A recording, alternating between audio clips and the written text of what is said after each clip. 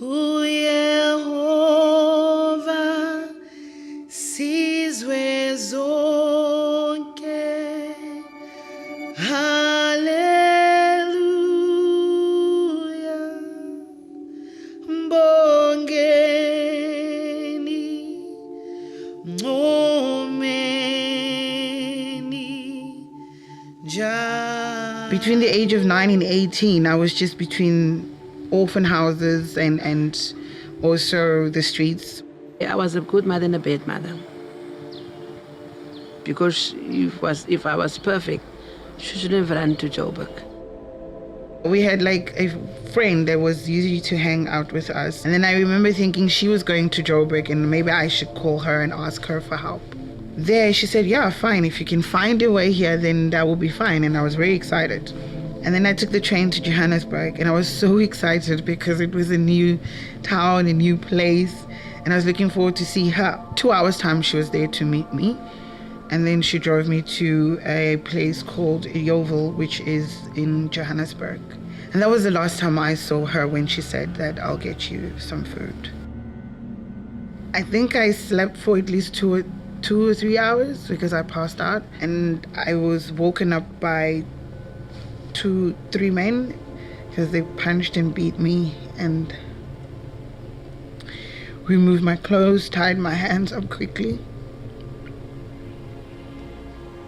And they kept on beating me until I didn't have power to even scream.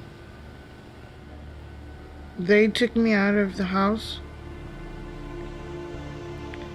and I went to an area where truck drivers are.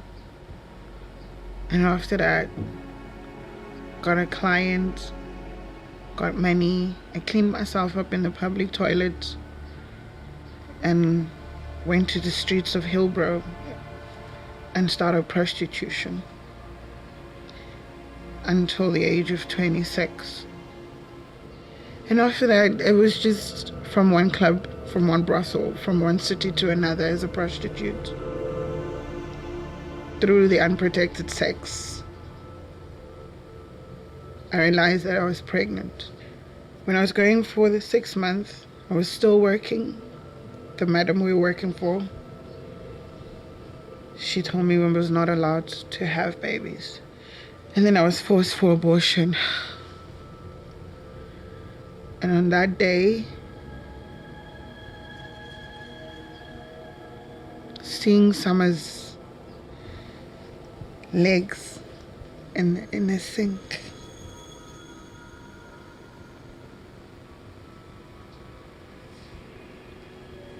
made me feel like I was murdering someone.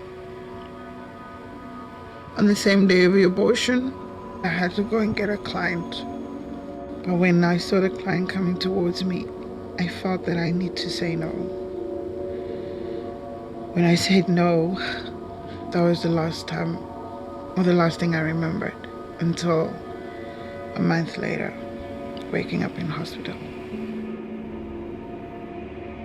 I was 26. Nobody was going to take me in. But I went from one place to another. I met one friend of mine and she started to preach to me about this, the spirit of Jezebel. And she was very, very patient with me on all levels. Like we could speak about things. So that's where I grew a little bit about Christianity and really testing God on what he says in his word. And spiritually, I just kept on growing more and more and more. My full turning point was when I came back home. So when I came back and reconciled with my mom, saying to myself that I have to teach my mom now about God. That was a challenge because I wasn't really that steadfast in it.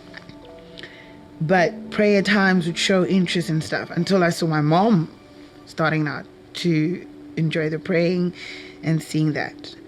And when my son came into our lives, things started to change between the two of us. Jesus he removed my anger. He kept me in times where I thought that was the only tool I had.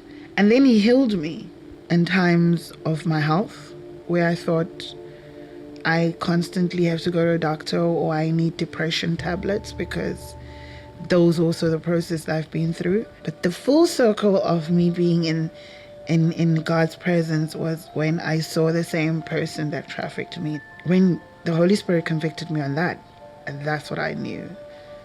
It's full circle of who I am in Christ. She makes me also believe in God. I'm very grateful and I'm very thankful. It really tests your heart to testify. I think that's what I came up with once. I said, my face needs to be shown so you can see the realness of Christ, that he really has done this. And if you do find a time to find me and ask me in person, I'll be still the same person, that Christ has done this. Mbongeni,